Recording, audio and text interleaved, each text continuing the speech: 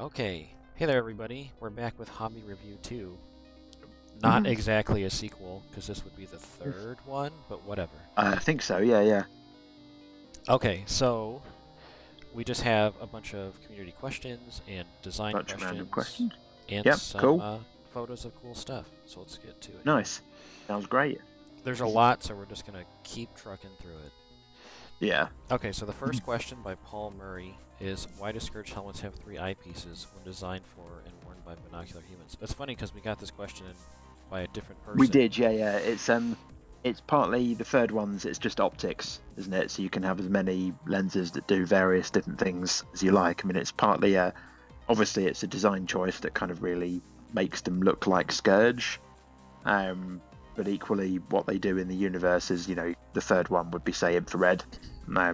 or other multi-spectra. That isn't binocular, and the left and right is standard vision with other things on top of it, as you would expect.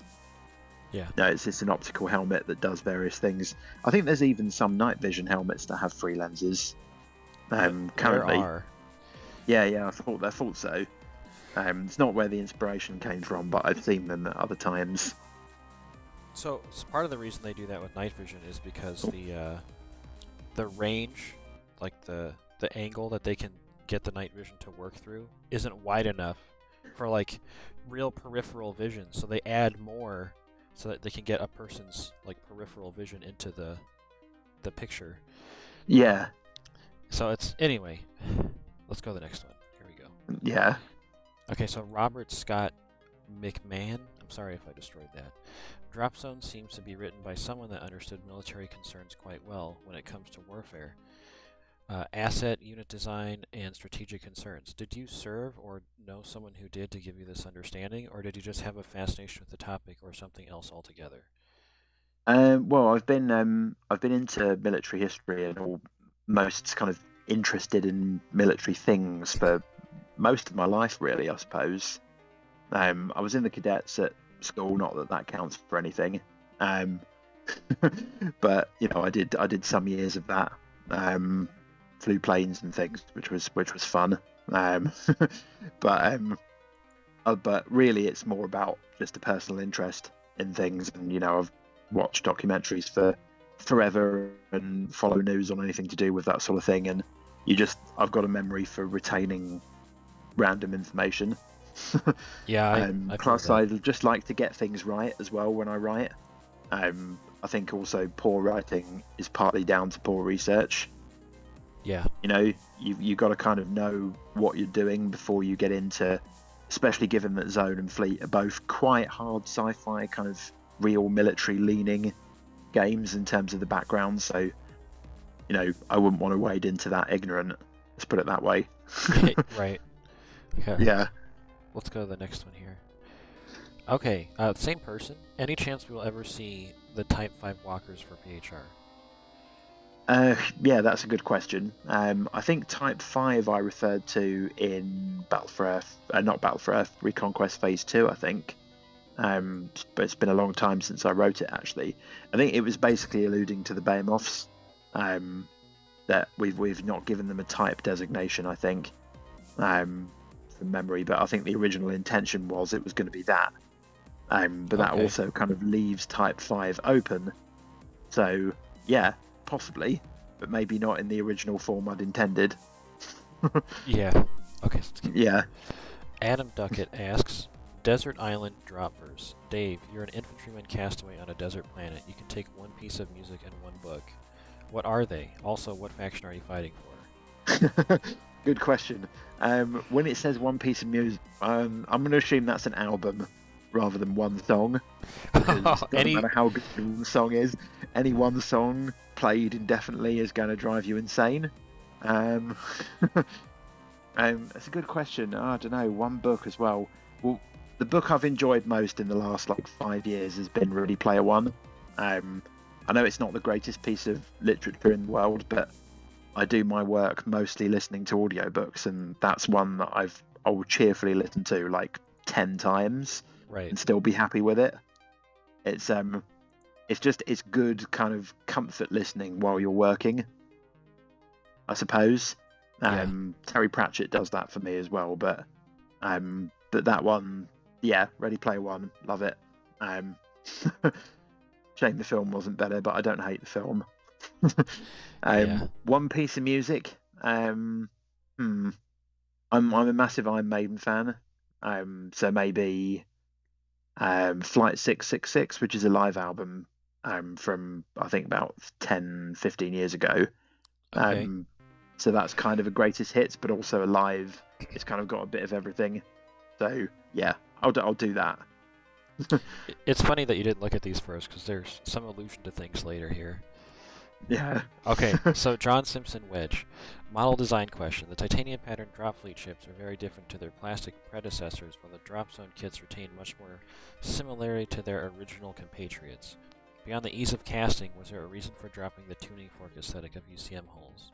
Should we expect more departure from this style with future releases?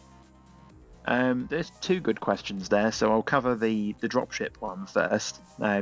Little known fact, I think I've said this before actually, when on one of these kind of things, that at the very beginning when I started designing models for Drop Zone, they were actually originally designed for metal and not resin.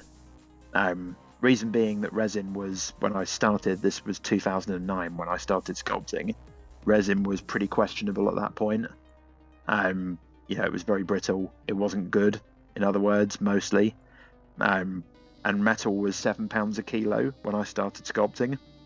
Obviously, a big concern with metal is it's all by weight, because the biggest cost of metal casting is the weight of the metal. So you want things to be slim, which is why I say the albatross hull is very slim in the middle. But by the time it actually came to produce them, resin had improved a lot, and metal had gone up to £25 a kilo in the space of 2 years. So suddenly something that was viable when I started wasn't viable at the end, but there was a better alternative. Resin is just better for miniatures, I think, mostly, apart from infantry. Obviously plastic is even better, but it was, so that's partly why. But it was so late in the day that I didn't have time to change the designs.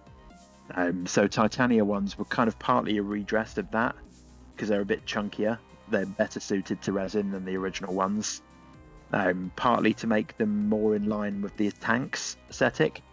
It was just a choice, I was going to redesign a new version of the Albatross and the Condor and the Raven, so I may as well do something different with them rather than just make a fatter version. Right. So that was them. As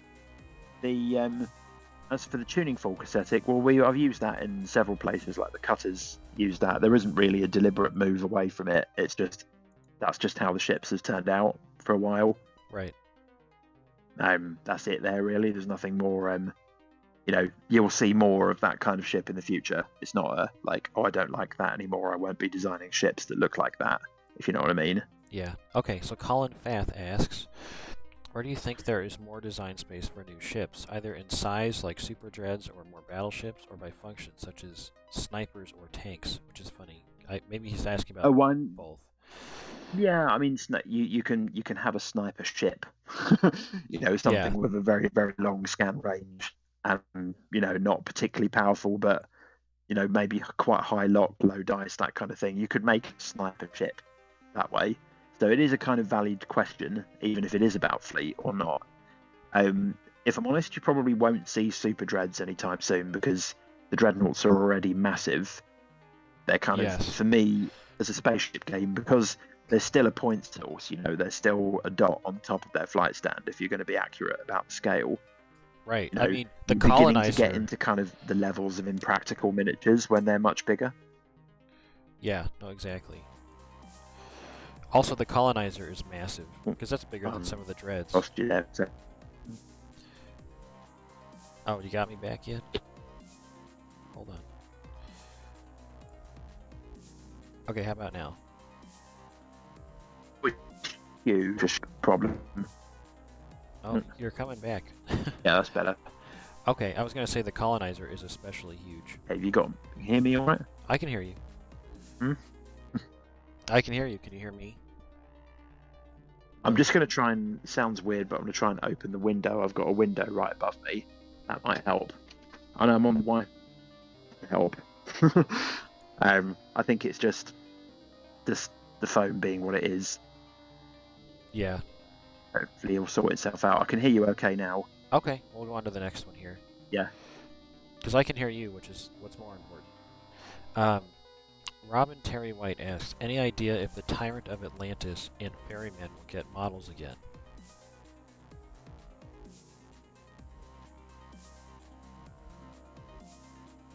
Oh, now, did you hear that question or no? Yeah, I did. I've got yeah, they characters are something we've not done in miniature for a while, but there's no reason why not. So there isn't a deliberate choice not to do that. So yeah, I would say so. Maybe in a slightly different form because the timeline has advanced a bit since they were released Right. before. But yeah, there's watch this space for characters, I would say. Oh man, Strike Team would really benefit from some Yeah, characters. well, it's a better scale for more characterful miniatures anyway, but that's the skirmish games for you. Yeah. So Kevin Rand asks, any plan for a new faction? If yes, when? I will just say, just have a look at stuff we've done in the last year, and otherwise no comment. I know some of these questions repeat, but we're just gonna. I have to keep Yeah, asking. no, it. that's fine. It's no problem. Okay, Michael Goolney asks, Stroop waffles or not to eat Stroop waffles? That is the question. It is a good question. Well, past Dave would eat a lot of Stroop waffles, and past Dave got very fat. Past Dave lost a lot of weight and has since having a kid put quite a bit of it back on. So I'm trying to be a good boy at the moment, not really succeeding. Yeah, my wife cooks, and I can't survive the onslaught. Yeah, I cook. I do all our cooking, so I'm like, it's my fault. It's on me one way or another. Oh, well. Yeah. Okay, let's go to the next one here. Hellwinter asks, is it possible that we could see some larger bases in the future? With the ships and models becoming larger, looking at dreads and battleships, they're very tippy on the tabletop with only the frigate and cruiser bases. Yeah, that's not a bad question.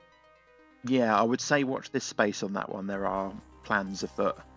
I can't really comment on it, but Sure. yeah, I mean, given if you've got an issue with ships that don't quite balance right, or you're not happy with that, I would just say add a bit more, like a base on top of the base, because in fleet the size of the base doesn't matter. As long as you know which one is for targeting, it's fine. Yeah, exactly. Well, you always target to the stem anyway, so Yeah. the base can be as large as it needs to be, in the rules at the moment. So it doesn't really matter. So if you want to make your base bigger, do it. Yeah, okay.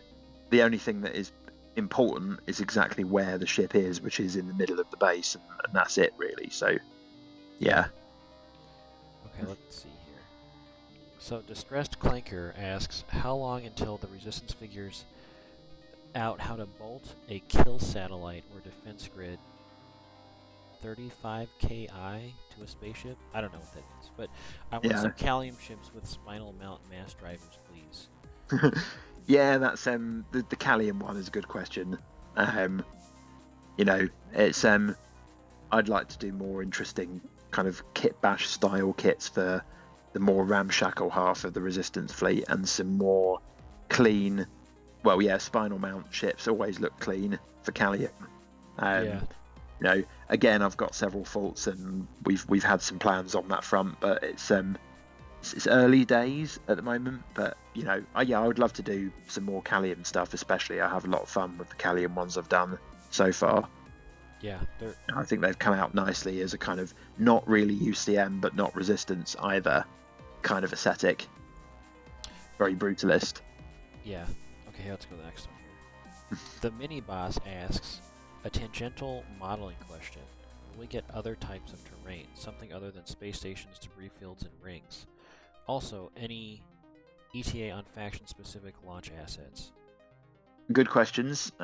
So the terrain one, I've been thinking about this recently, actually, with Fleet, and if you think about the type of scenery you're going to encounter in orbit around a planet, it pretty much does boil down to solid objects, asteroids, planets, fine fields of stuff, be that wreckage, asteroids, little bits of pebbles and things, dense fields of stuff, and planetary rings.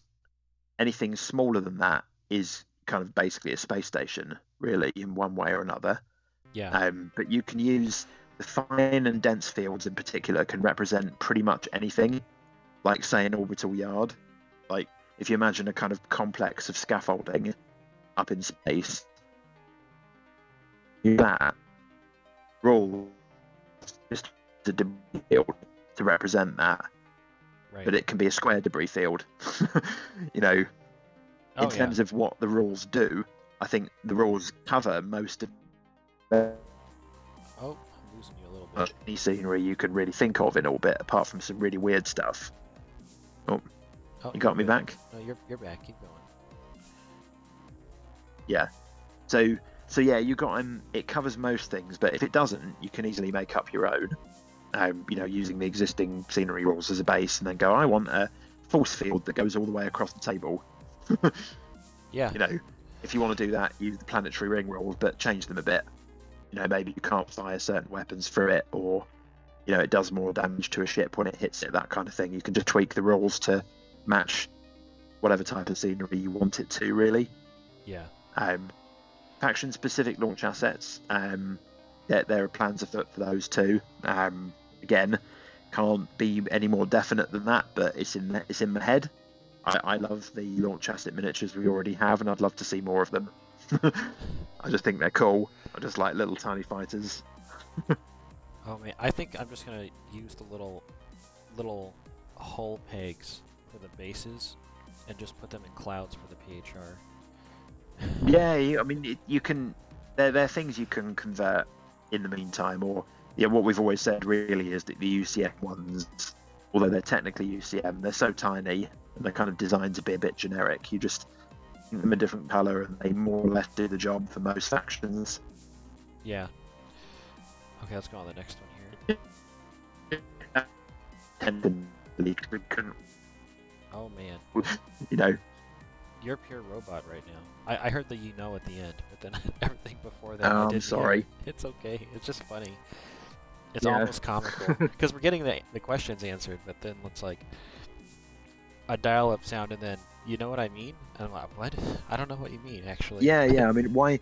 What I don't understand is why this connection just can't stay stable, because I've got 5 bars of Wi-Fi here, but I don't. There's nothing else. There's nothing more I can do.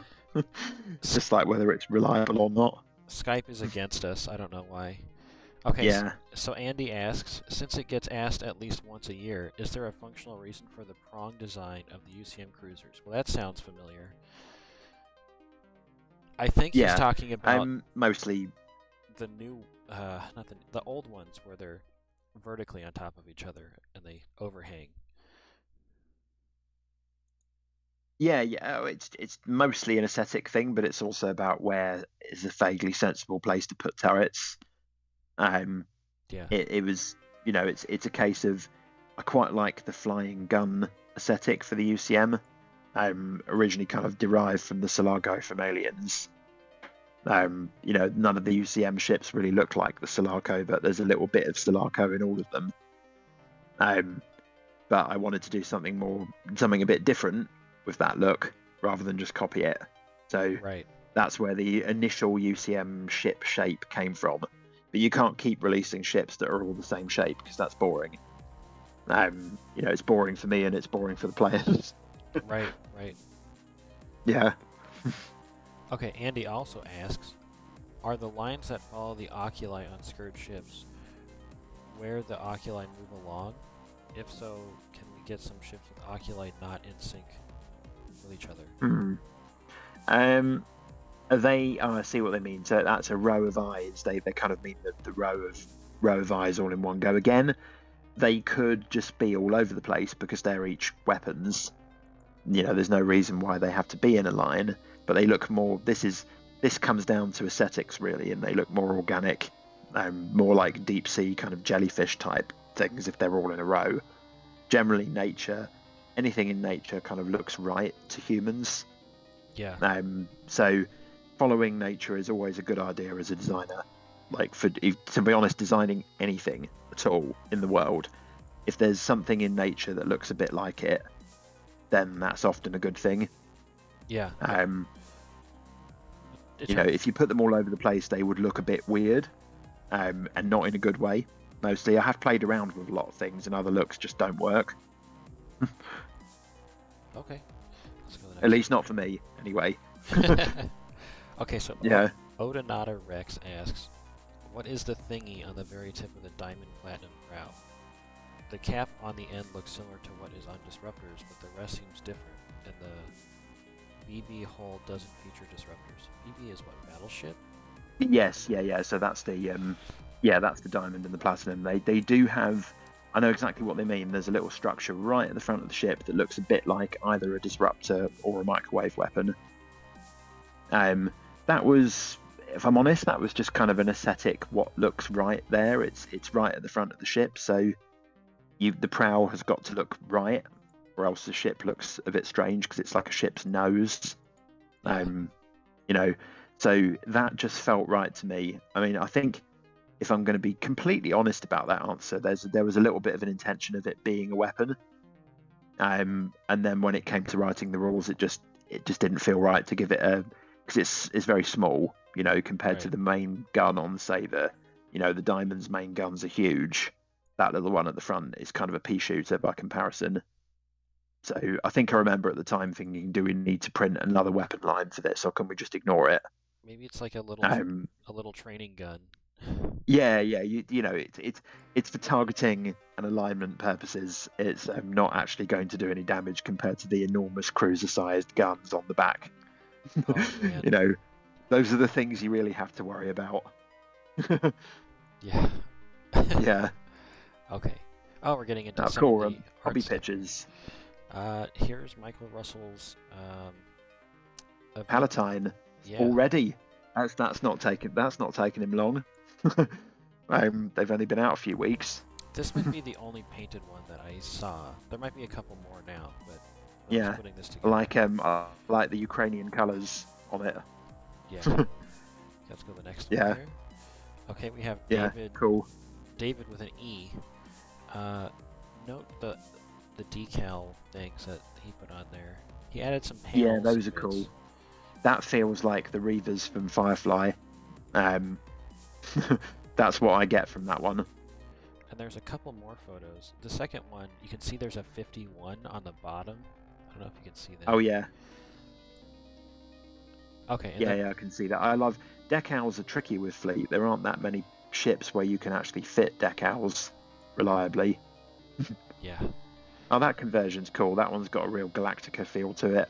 Yeah, it drawn Simpson wedge. So I think that's what they were going for, if I recall. Yeah, the fighter bays on the side, like that's absolutely a Battlestar look. And if that's not what they're going for, then it's remarkably similar. Right. Jonas Yeah. Ang. Oh, actually, sorry, I have to mention, someone has ported rules for Battlestar Galactica in the drop fleet system. I don't know. Anyway. Yeah, fair enough. Hey, whatever.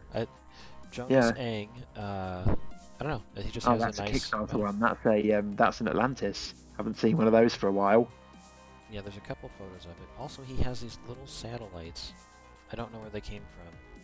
Oh yeah, those are cool. They're not some of ours, I don't think. I don't think we have any parts that could recreate that. So that's not us. But nice to see an Atlantis. Two-tone is always nice, and nice to see a bit of freehand on the top as well. Yeah. Carl Earhart has a what is this? Kodiak. The back end of a Kodiak. Yeah. Work in progress, I guess. And if you keep going, there's some stages of progress here. Oh yeah, it's the sort of unit that would make sense to camouflage. That's again real military stuff. That's pretty much exactly what you would see on some kind of uplink like this, especially if it was going to be left behind. So you disconnect the trailer, cover it in camo netting. Right. Put some things near it, and it's pretty inconspicuous, and it can still call down its orbital strikes like it can. Nice bit of work. Yeah. I really like the little barrels and stuff. Those are really small, by the way. They are really small. Yeah, I don't know where they got those. I don't think we sell them that small. We do have some scatter terrain, but I'm I don't almost think they're ours. I'm almost most impressed with the palette because there's actually gaps in it. There are, you know what? That's a good point because I haven't. Yeah, now I'm looking at it. You've got to remind yourself of the scale. That's a really nice job. And the pelly case as well. Like the pelly case looks right as well. Yeah. And the sandbags there, and there's some like the sticky up grass. I don't know the term for it. Is always good. It's always a good look on zone models if you're going to base them. Right. It looks better on zone models, I think, than it does on 28s. I got a shot of a drop zone table. Yeah, that's a nice table. What I really like seeing is some raised roads. You know, they really do change the game quite a lot, and there's no reason why not to use them apart from just the effort of making it. No, I love the raised roads. Yeah, raised roads are really cool. I like those. We've had some arguments about doing a homebrew rules where you can destroy the raised roads and drop them. But yeah, pretty much anything that isn't a skimmer that's on top of it is dead. right. I just thought that would be funny. But I guess PHR got their butts handed to them in this game by Resistance, apparently. Yeah. Nice table though, really cool. And the river across the middle as well, with only one crossing point. That makes for an interesting game. Well, then you really need the dropships, right? Oh, yes. Carl also has but some very interesting terrain bits here. I don't know what these turrets are. Oh yeah, there's some cool turrets. I don't think. And he has some statues in a park thing. You'll see.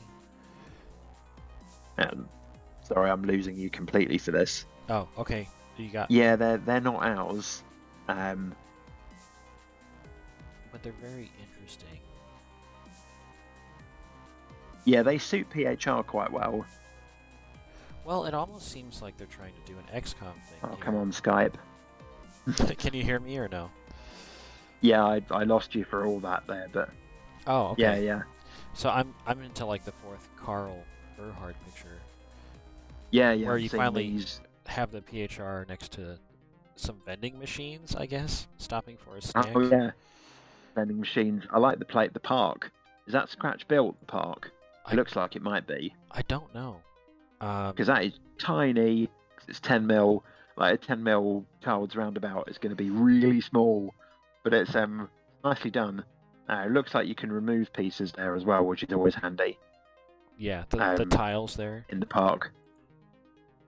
Yeah, they look like they lift out, which is always nice to have. I like the vending machines, the long reach snipers, and that bench as well. N scale, railway scale is always a good source for bits for drop zone scenery, if you don't know that already. Yeah, no, it's always handy. Okay, then we have... Yeah, because N scale is railway scales, and it's pretty close to zone. Yeah. Oh, that's a beast. That's gotta be... Is that two kits, I think? That's 2 kits, yeah, that's got to be 2 kits, because that is massive. That's at least 2 kits. That's like, how big is that? That's about 25 centimeters long, I think. Wait, go to the second picture and see how tall it is. It's about 8 or 9 inches, actually. It's huge. Oh wow, it's deep as well. That's more than 2. I think that might even be 3 kits.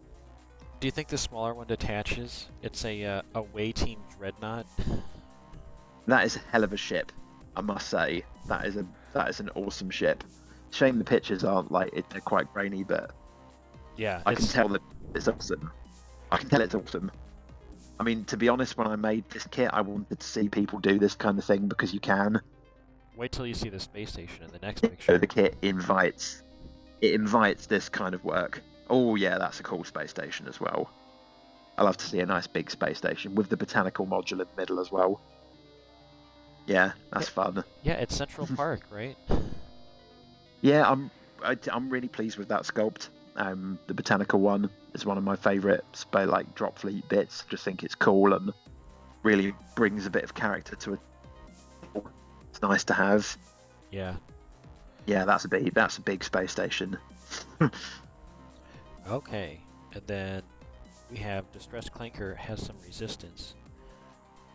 It's in proper Mad Max. Every time I see anything Mad Max now, do you watch Rick and Morty? I do a little bit, yeah. There's a really the Mad Max episode Oh yes. where they end up on that planet and Summer gets married to the guy with the helmet and things. They just think of this guy who comes through the roof and just screams, "My blood is gasoline!" It's like, yeah, awesome. There's some up armored tanks. Some of them have scoops on them, which is kind of funny. But Yeah, like they're from the trucks, but the wagons they look good on those tanks actually. It's nice work. It's cool. Good bit of kit bashing. oh, we have some 3D printed Marine Force Recon allegedly here. Not bad printing given how tiny they are. No, well, it's I like the bullet holes in the car. yeah. Somehow missed all of them, right?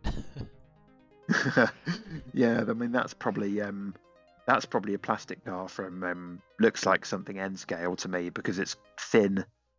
You know, the sort of thing you can only do in plastic with those bullet holes in. Looks cool. Obviously, I can't comment too heavily on 3D printed miniatures that aren't ours, but Oh, they're I know, but you know, they look cool. It's a nice bit of work. You know, I like I think 10mm scenery. Sometimes like a bit more work is needed to add more character. Things like the bullet holes in here, they're small, but they lift it a lot. yeah, they do. Like, it's a trivial thing, but the car wreck is some of the best work on there, I think. Okay, so we're back to questions. Username 5 asks, what's with Scourge destroyers not having thrusters? All squid use jet propulsion as part of their locomotion. Also, can you share any thoughts on the design of the Anomaly ship? So they do have thrusters. I'm sure they do. The destroyers. They've got they're built into the back of the ship, aren't they? They're in the wings, I think. It'd be very unlike me to miss thrusters off a sculpt. If I did, it wasn't intentional. Now you're gonna have to go back and look today, right? Go back and look. Yeah, that's going to bug me now. After this, I'll probably reopen them and look at. I mean, it's not like I haven't looked at them a million times, but yeah. On the Anomaly, again, no comment. Explicit, no comment. Explicit, no comment. Yeah. Okay, Shun asks, what are the odds of a full line for the Titania hulls? If there was a cruiser, heavy cruiser line for Titanias, I'd do some UCM. Cool question. Yeah, I think we've covered most of the ships now with Titania. The line, we had an original. Obviously, the plan was to do an Albatross, a Raven, and a Condor, which we've done, and a Falcon, because there's a Falcon as well. So, I think what's left really the Vulture, Osprey. I mean, they're all kind of in that style anyway. So they're pretty much. I suppose there's not a Ferrum Vulture, right? Yeah, so that's the thing. We could go the other way and do a Ferrum pattern Vulture at some point. That would be fun. I'd like to do a bit more with alternative patterns and things anyway, because the UCM is a big place. Right.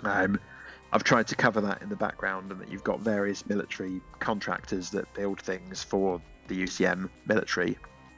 You know, they don't, strictly speaking, own their own factories. It's still a commercial operation. Right. Well, the other thing I think about too is there's multiple planets, so the flight characteristics for each planet aren't the same. Yeah, exactly. They're not the same, and there's a lot of things that go beyond gameplay. Like when I wrote the background for the Titania ones, obviously they have to work in the same way in game because they're a Condor. You know, they're Right. not better than the Ferrum Condor, but in the background they're more efficient to build. They've got more endurance, which in the real world as a military unit would obviously make it superior to the Ferrum one.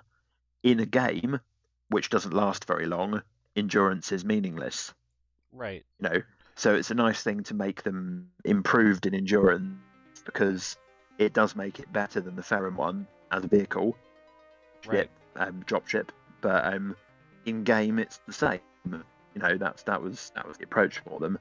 but you can bet that Ferrum are going to want to reply Yeah, of course. to the Titania Aerospace, who's been obviously kicking ass for a while. They're Yeah. not going to rest on their laurels as a business either.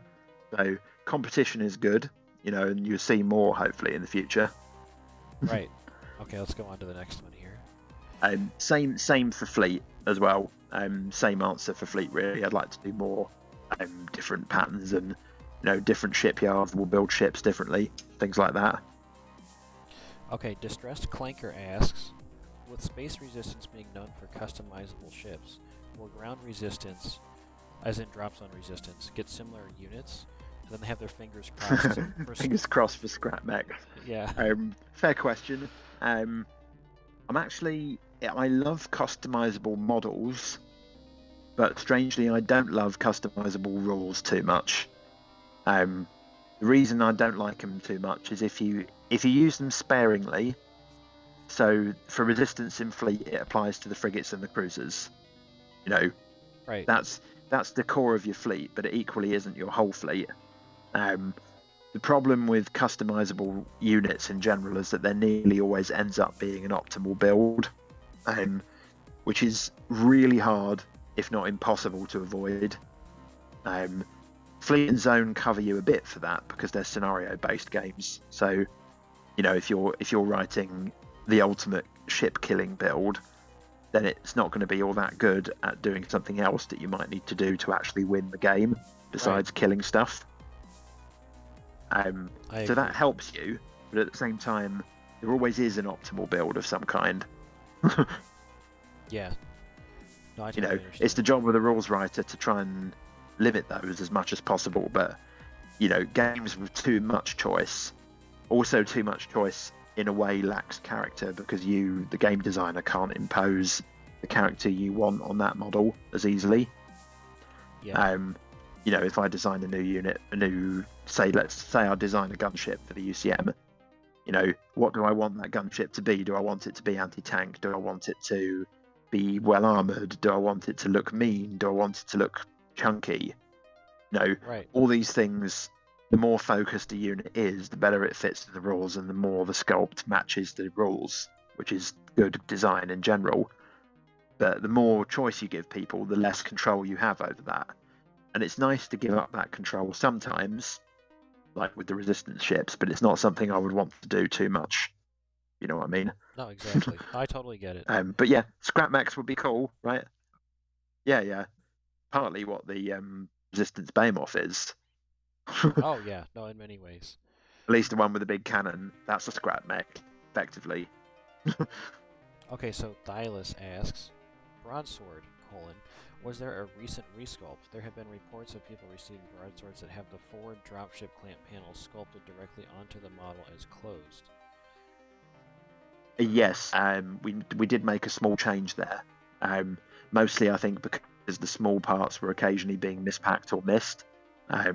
Plus, they're not really necessary. They're kind of on there as a ultimate kind of it fits on the dropship kind of thing. That it was difficult to do that because it was a big tank, and it was a bit of a compromise in the design, and it compromises the miniature in terms of just QC issues and things. So we decided to close them to make things more consistent as a product. I know that's slightly a cop-out answer, but that's the truth. I mean, things happen. It makes sense. Yeah, because they are tiny, and for a lot of players, they're just a pain. For every 5 players that they're a pain, there's 1 player who really wants them. Yeah, and it's hard. So it's kind of hard to do you cater for that 1 person, or do you cater for the other 4 people? I would generally rather cater for most of the time. I lost you a little bit there, but we got the idea. Okay, so Goggle asks. Yeah. Come on, we made it to Earth. Where's the dogs? Angry Resistance Mutts, Purebred UCM War Dogs, PHR Cyber Dogs, Scourge Infested Hounds. You know what? This is funny because, I mean, something has been done here already. It's just not been released yet. That's not. I can't go into more detail on stuff we haven't released or announced. But dogs are, they're an obvious thing and something's already been done. Okay. So it's in hand. It's in hand. It's funny, Shaltari already have Pungari, is the end of the question. Yeah, that's pretty much the lovable domestic pets for the Shaltari. Yeah. Okay, Tim K asks, the Raider dropship has been effectively replaced with the Harbinger troopship for Screamers, right? Will we ever see a return of the original Raider, and what happened to its acid streamers? So the Raider was a strange sculpt for me, because we had the sculpt for the Screamer before we had the Raider, when it was designed. Because I didn't sculpt the Screamer because it's a creature. I don't sculpt creatures. I'll design direct them, which I did for that. I said what I wanted it to be, but I didn't sculpt it. Right. I then had to make a dropship that fitted it. And it also had to be quite efficient in size because it had to fit in a certain size blister. This is being that was just the restrictions on making the product work. And what I ended up with is a bit of a blob, which is the Raider. Being harsh to myself. And let's be honest, it's not the most popular Scourge sculpt. In fact, it's probably the least popular Scourge sculpt. Some people love it, and there's bits of it that I like as well. But equally, you're not going to get hit every single time, and it's not a popular model. Being blunt about it. I would like to see a return of the same concept, but not necessarily the same sculpt. Yeah. Obviously, it's still valid in the rules anyway. So if you can get one, cool, because they're quite hard to get. We'll get a Titania pattern Raider, right? Yeah, this exact thing. Yeah, I would like to have another go at the Raider and do a better job second time round. That's me being harsh on myself again, but maybe that comes up and goes, "Hey, I love the Raider. Stop being so nasty to yourself." But yeah, it's not one of my finest hours. Okay, Heartsbane asks, is the Lift Hawk an extra beefy medium dropship or an inefficient heavy dropship? It's an extra beefy medium dropship that's also a bit inefficient. Like most resistance military units, they were all designed before the war when they had extra money to spend, and you get real world military stuff suffers from this. That's called feature creep. I think is the term. Or requirements creep. Basically, if anything gets specified by a government, and if the build and design process goes on for a long time, generally speaking, what happens is they add more and more required capabilities to that unit until it becomes really expensive and really unfocused. Yeah, I think there's a movie about the Bradley that is. Yeah, it happens a lot in the US actually. The Comanche suffered from this. The Comanche was killed by that. Basically, I think the original idea with the Comanche is it's a stealth attack helicopter. It does attack, it's got stealth. That's it. Yeah. If they'd have stuck to the brief, it would have been an excellent aircraft. What they did was continually ask for more and more things. We want it to do this. We want it to do this. We want it to make the tea. We want it to, and eventually the project had so many burdens on it in terms of capabilities. It just became too fat for its own good and failed. Right. Pretty much all pre-war resistance designs are like that. They were all like, it's peacetime. We've got 10 years to develop this unit. There's no rush. Committee number 7 is going to convene and decide what this dropship should do. Hey, I think we should have another mount point here. Hey, I think it would be cool if it had this. Right. That was they weren't in a rush. The pre-war military weren't in a rush to design anything, and they had money to spare. And it shows. Things like the Hannibal, it's an unfocused tank because it has 2 guns and one of them is hull mounted and one of them's on a turret, and they're 2 different calibers. That's exactly the sort of thing that gets designed when you aren't in a rush. Yeah. Okay. The UCM would never design something like that. The UCM would be, we have one lightweight hull with 1 gun. It does this job very well. Next one now, please. Build me 10 million of them. Yeah, they want to build them fast. Anyway, Heartsbane also Yeah, asks, exactly. the little dimples above the cockpit of the Condor, are those canonically rocket pods, or would they look different? No, they're actually. It's a good question. They're based on an RAF helicopter, the Puma. It was one. I don't know if we still fly it anymore. Actually, it's a bit old for me, from the 70s and 80s. They've got a kind of scanner radar thing.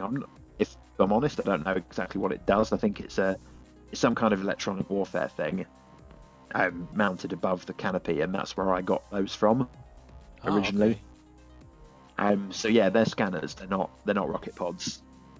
Interesting. I actually originally wanted to do drop-on rocket pods for all of them, because most UCM dropships have optional rocket pods, or had optional rocket pods. Sometimes I think they're baked in now just to keep things simple. But yeah, I'd originally intended them to be drop-on, and then it was one more fiddly piece to lose, and in the end I just didn't. They're internal, because they're only small rockets. Yeah. Okay, let's see here. KTG-12. Again, like the Comanche's weapons, they were all internal mostly, so that was the idea for that. Yeah. Oh, do you remember the entity KTG-12? Can you please ask Dave to explain how he painted the Scourge in Drop Zone and Drop Fleet? I have the recipe Good as far question. as paints go from the Hawk instructions, but I can't get the look just right, and would just like to hear steps took when painting them. Yeah, good question. And also, actually, one Fleet, I also painted the original Scourge cruisers for Fleet too, which is unusual because I didn't paint any of the other Fleet studio models. Reason being that at that point I was so snowed under with design, and that we were a big company, I could pay somebody else to paint for me by that point. Right. I painted the original Scourge, but the Scourge for Fleet, I had a specific look I wanted, so I was like, that it's going to take me a long time to explain this. I'll paint some cruisers and we'll go from there. So yeah, the Scourge cruisers are the only ships in Fleet that I painted. Nice. So it was a chrome base, as pale as you can get, as pale and as shiny as you can get. I think I was airbrushing Model Air Chrome at the time. This is a shameless opportunity for me to plug our new paints, but our new paint range is also excellent and has a lovely chrome, which is just as good as Model Air's chrome. I would cheerfully use that now instead. You could use a can. I think you get a better and more pale and smoother chrome for an airbrush, but you don't have to do that. A good base coat is crucial. Then you want a couple of layers of wash, black wash. Owl will do very nicely, or another equivalent. Then after that, I airbrushed. The stuff I used actually was a GW purple ink or wash. I think wash, Leviathan purple back in the day, was the one I used originally. Our purple wash again will do the job similarly. Now Leviathan purple you can't buy anymore anyway, so that would be a pretty close equivalent. Airbrush that in bands. You can do it with a brush, but you won't get the same fade as you do. A lot of people don't think about airbrushing washes, but you can do it. I love airbrushing washes because they give you a lot of control over how thick the colour is. But yeah, you can brush paint them too. They just have a harder edge if you brush paint them. As for Fleet, the colours I use for Fleet are obviously a bit different. I used Badger airbrush tints. Yeah. Which I think there's 8 in the set. You buy them as a set of 8. The only thing I would say against them, they have lovely bright kind of candy colours, that you would call them. They're really punchy, which I like. You have to airbrush them. You can't brush paint them because they're just too strong if you try and brush paint them. It needs a really light touch to get the look.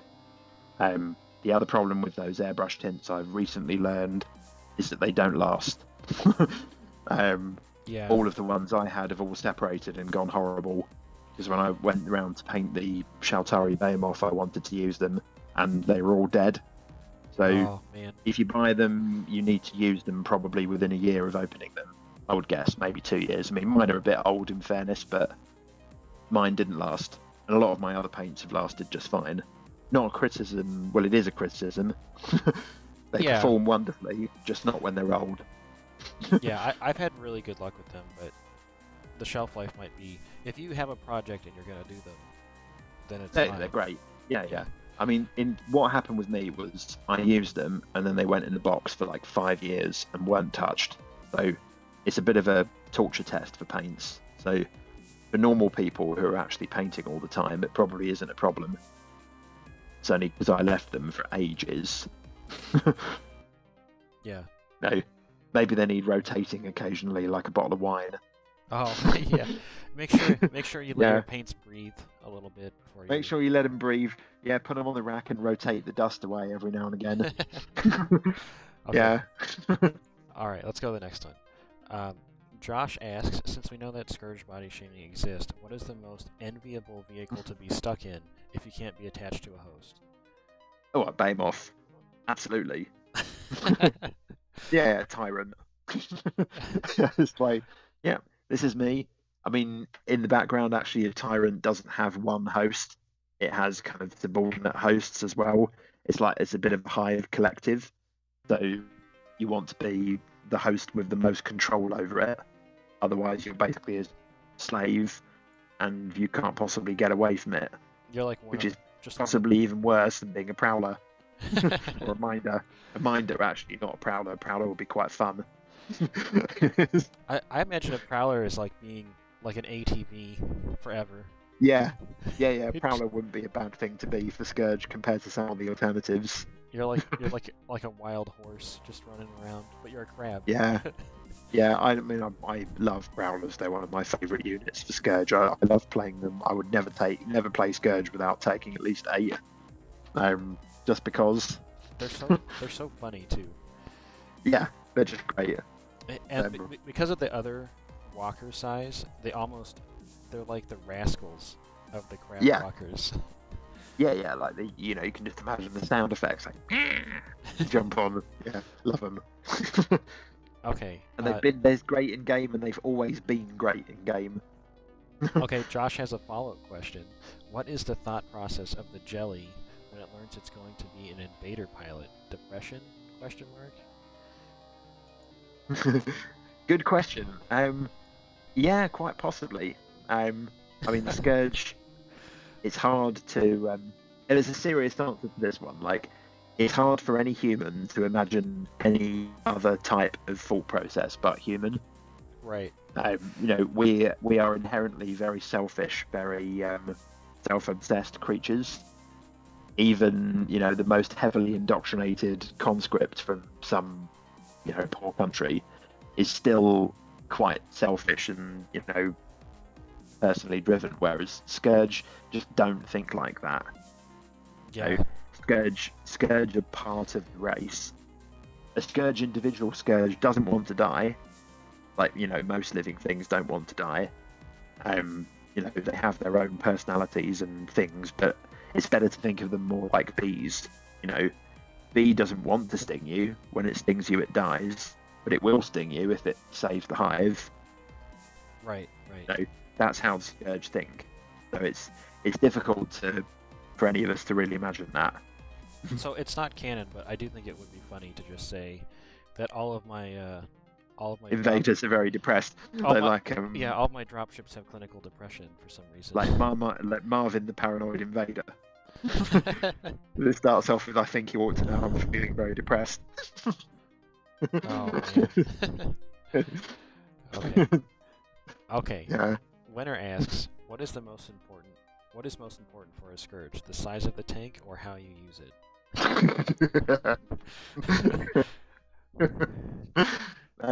Given that we're loving Prowlers here, how you use it. Yeah, absolutely. Yeah. Okay. Drek asks, with the release of Senjutsu, what are your thoughts on the album and what's your favorite track? Yeah, good question. You know what? It's not my favorite album. I like a lot of their newer stuff. I think it stands up well to. It's different from the classic, but it's good stuff. But I didn't love that album. Having said that, Writing on the Wall is great. That's the best track on there, I think. It just summons up this image of America post-apocalypse where everyone's, like hubris for America is what that track is. I think that's how I read it. Nice. one of the great things about Maiden, great songwriting. But anyway, that's my take on it.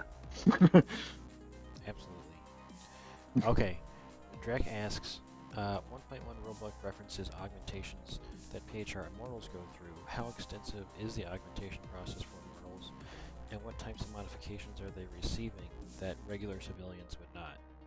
Good question. Immortals won't need to go through anywhere near as much as, say, Sirens or other more elite PHR troops, but at the same time, all of their augmentations would need to be military grade. So if you think that's a basic communicator, would need to be proved to low-level EMP, stuff like that.